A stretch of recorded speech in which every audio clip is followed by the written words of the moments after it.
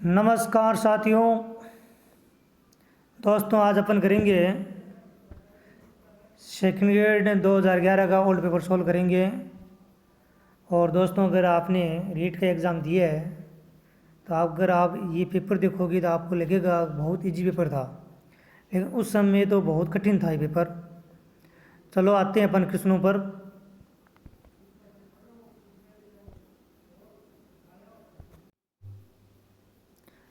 अब पहला क्वेश्चन देखो, राजस्थान में स्वतंत्रता संघर्ष के दौरान 1921-22 में भील आंदोलन का नेतृत्व किया। ये क्वेश्चन है देखो। तो आपको पता है कि भील आंदोलन नेतृत्व किसने किया?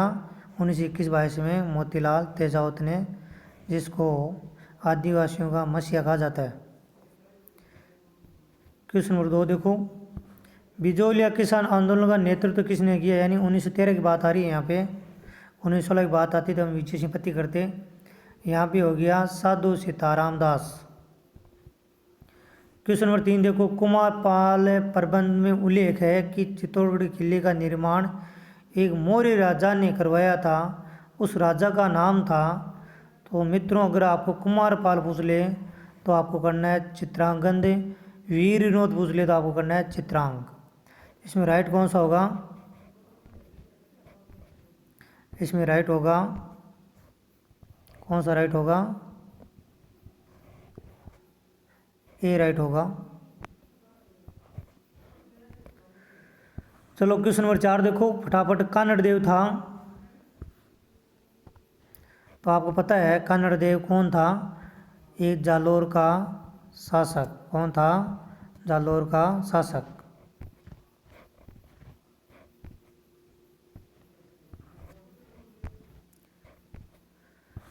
क्वेश्चन नंबर 5 देखो, कुंभ के विषय में निम्न में से कौन सा कथन असत्य है? आने दो आंसर। वह स्वयं विद्वान नहीं था, स्वयं विद्वान था। तो राइट कौन सा होगा?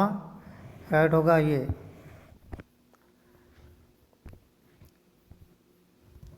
नंबर 1 राइट होगा। और क्वेश्चन नंबर 6 देखो, राजस्थान सेवा संघ ने राजनीतिक जागरण फैलाने हेतु अजमेर से जिस साप्ताहिक पत्र का प्रकाशन प्रारंभ किया वह था? तो मित्रों वो था तरुण राजस्थान या नवीन राजस्थान। क्वेश्चन नंबर 7 देखो फटाफट।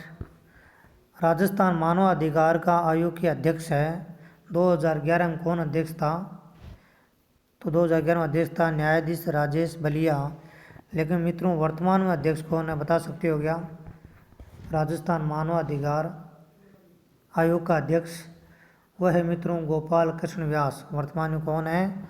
गोपाल कृष्ण व्यास। चलो क्वेश्चन नंबर 8 देखो, राजस्थान में मुख्य सूचना आयुक्त है, 2011 की बात आ रही है यहाँ पे। 2011 में था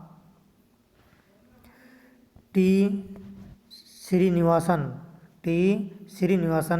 लेकिन वर्तमान में कौन है? वर्तमान में है देवेंद्र भूषण गुप्ता। वर्तमान में कौन है? Devendra D B Gupta. कौन है? D B Gupta. क्वेश्चन 9 देखो, राजस्थान में पंचायती राज व्यवस्था लागू हुई, आपको पता है 1959 में लागू हुई। नागौर में बगदरी गांव से उद्घाटन किया जवाहरलाल नेहरू ने। भारतीय संविधान के किस अनुच्छेद के अंतर्गत पंचायती राज संस्थाओं को संवैधानिक मान्यता प्रदान की गई? तो मित्रों संवैधानिक मान्यता प्रदान की गई 243B में। क्वेश्चन नंबर 11 देखो, राजस्थान में लोकायुक्त है, तो राजस्थान में लोकायुक्त कौन है बताओ?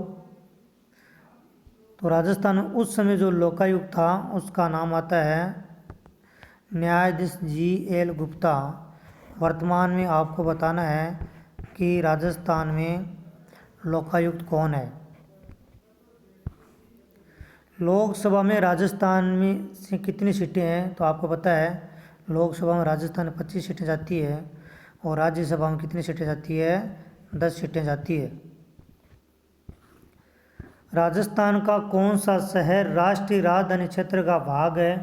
तो मित्रों राजस्थान के 2 जिलों को राष्ट्रीय राजधानी में शामिल किया गया। एक अलवर है, एक है भरतपुर। क्वेश्चन नंबर 14 देखो, राजस्थान की ताराबाद की ओढ़नी किस वर्ग की महिलाओं में प्रचलित है? तो आपको पता है आदिवासी महिलाओं द्वारा ओढ़ी जाती है ताराबाद की, केरीबाद की, जवारबाद की ओढ़नियाँ। भारत अमेरिका सिविल न्यूक्लियर विधेयक भारतीय संसद द्वारा कब पारित किया गया? तो मित्रों ये पारित किया गया था 2006 में, 2006 में पारित किया गया ये। और मित्रों उस समय भारत का पीएम मनमोहन सिंह और अमेरिका का राष्ट्रपति था जॉर्ज बुश, ठीक है ना। लेकिन 2006 ऑप्शन है नहीं तो क्या दिया गया, ये बोनस दिया गया है इस क्वेश्चन में। भारतीय विदेश नीति निर्माण में जवाहरलाल नेहरू का महत्वपूर्ण योगदान था, तो आपको पता है 3 नाम राइट होगा इसका। क्वेश्चन नंबर 17 देखो, किस भारतीय अधिनियम के अंतर्गत भारतीय द्वैध शासन, तो 1935 वाला अधिनियम इसमें डालेंगे, कन्फ्यूज करने की आवश्यकता नहीं है, तो राइट होगा 1 नंबर भारतीय अधिनियम 1919। भारतीय अधिनियम 1935 दासता का बंधन पत्र था, ये किसने कहा? ये कहा था जवाहरलाल नेहरू ने। क्वेश्चन 19 देखो, महात्मा गांधी द्वारा भारत छोड़ो आंदोलन कब आरंभ किया? 1942 में। बहुत ईजी क्वेश्चन है दोस्तों। भारतीय संविधान प्रारूप समिति के अध्यक्ष कौन थे? आपको पता है कि प्रारूप समिति अध्यक्ष थे डॉक्टर भीमराव अम्बेडकर। भारतीय संविधान के किस अनुच्छेद के अंतर्गत छुआछूत अपराध घोषित किया गया? छुआछूत वाला मैटर तो भाई अनुच्छेद कई बार पूछा जाता है। अनुच्छेद 17 में एक खतरा।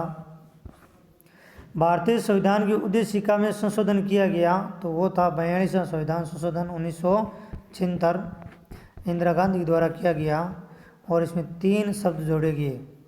एक बार संशोधन हुआ दोस्तों भारत के संविधान में जो प्रस्तावना है उसमें। क्वेश्चन नंबर 23 देखो, संवैधानिक उपचारों का मौलिक अधिकार किस अनुच्छेद में प्रदान किया गया? तो ये अनुच्छेद उपचारों मौलिक अधिकार दिया गया है आर्टिकल 32। संविधान के मौलिक कर्तव्य किस अनुच्छेद में दिए गए? 51 ए में दिए गए। ये दिए गए 42वां संविधान संशोधन 1976 में। और कितने मौलिक कर्तव्य दिए गए? 10 मौलिक कर्तव्य दिए गए। लेकिन वर्तमान में कितने मौलिक कर्तव्य है? तो 11 मौलिक कर्तव्य है। मूल संविधान में मौलिक कर्तव्य कितना था? 0 था। भारत के राष्ट्रपति के चुनाव की पद्धति आपको पता ही है, आनुपातिक प्रतिनिधित्व वाली है। क्वेश्चन नंबर 26 देखो, संविधान के किस अनुच्छेद के अंतर्गत राष्ट्रपति का महाभियोग प्रक्रिया चलाया जा सकता है? तो ये चलाया जा सकता है आर्टिकल 61। संविधान के किस अनुच्छेद के अंतर्गत राज्य के राष्ट्रपति शासन लागू होता है? तो यहाँ राष्ट्रपति शासन लागू की बात आ रही है अनुच्छेद 356। और अधिकतम कितने वर्ष के लिए लगा सकते हैं? 3 वर्ष के लिए, ये भी याद रखना आप। क्वेश्चन नंबर 28 देखो, भारतीय संविधान में जम्मू कश्मीर का विशेष दर्जा दिया गया, तो दिया गया 370 में। भारतीय संविधान के नीति निर्देशक तत्व कहाँ से लिए गए? तो ये लिए गए आयरलैंड से। कहाँ से लिए गए? आयरलैंड से। और मौलिक अधिकार लिए गए अमेरिका से। और उसके बाद अगर किसी ने बात करें 29 नंबर देखो, भारतीय संविधान के किस अनुच्छेद के अंतर्गत संशोधन किया जा सकता है? तो मित्रों ये है आर्टिकल 368। और ये प्रक्रिया ली गई दक्षिण अफ्रीका से। 31 अगस्त 2011 को किन 2 भारतीयों को मैग्सेसे अवार्ड से सम्मानित किया गया? तो इसमें राइट होगा दोस्तों 31 नंबर में हरीश सांडे और नीलिमा मिश्रा। अगला क्वेश्चन देखो, केंद्रीय खेल मंत्री कौन है? उस समय केंद्रीय खेल मंत्री कौन था? उसमें केंद्रीय खेल मंत्री था अजय माकन। कौन था? अजय माकन है। लेकिन वर्तमान में केंद्रीय खेल मंत्री कौन है? तो है अनुराग ठाकुर। वर्तमान में कौन है? अनुराग ठाकुर है। ये भी याद कर लेना, पटवारी में आ सकता है। सुप्रीम कोर्ट के निर्देशानुसार जयपुर को वर्ल्ड क्लास सिटी बनाने हेतु एम्पावर्ड कमेटी के सदस्य थे। तो आने दो फटाफट उत्तर। तो उसमें सदस्य थे न्यायाधीश VS दवे व IS इसरानी।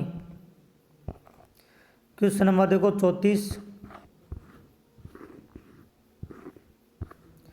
विश्व एथलेटिक्स चैंपियनशिप 2011 की 20 किलोमीटर पैदल चाल स्पर्धा में तीसरी बार स्वर्ण पदक जीता कौन था?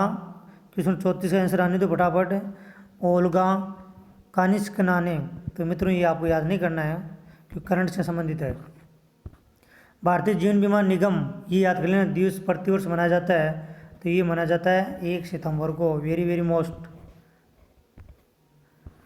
राज्य मानवाधिकार दिवस हर वर्ष मनाया जाता है। कब मनाया जाता है? आने दो फटाफट। क्वेश्चन नंबर 36 में आंसर क्वेश्चन नंबर होगा 10 दिसंबर को मनाया जाता है मानवाधिकार दिवस। क्वेश्चन नंबर 37 देखो, अमेरिकी राष्ट्रपति का चुनाव प्रस्तावित है, तो ये प्रस्तावित है 2012 में। करंट से संबंधित है, मत याद करना। सिटीजन चार्टर एक्ट दिल्ली में प्रस्तावित है, तो ये भी करंट से संबंधित है। मैं बता देता हूँ आपको, 2011 है इसमें, 15 सितंबर 2011। भारतीय टैंक निरोधी मिसाइल को किस नाम से जाना जाता है? टैंक, भारतीय टैंक। तो टैंक क्या होगी? टैंक होगी आपकी नाग। मैटर्स ऑफ डिस्कशन पुस्तक के लेखक कौन है? तो इसमें दोस्तों इंद्र कुमार गुजराल भी है और डॉक्टर मनमोहन सिंह है, इसलिए इसमें क्या दिया गया? बोनस दिया गया। क्वेश्चन 41 देखो, 2G स्कीम की जांच हेतु संयुक्त संसदीय समिति का अध्यक्ष किसको बनाया गया था? तो बनाया गया था PC चाको को। वर्तमान में शिक्षा मनोविज्ञान अध्ययन विषय है, तो आपको पता है मानव का व्यवहार है।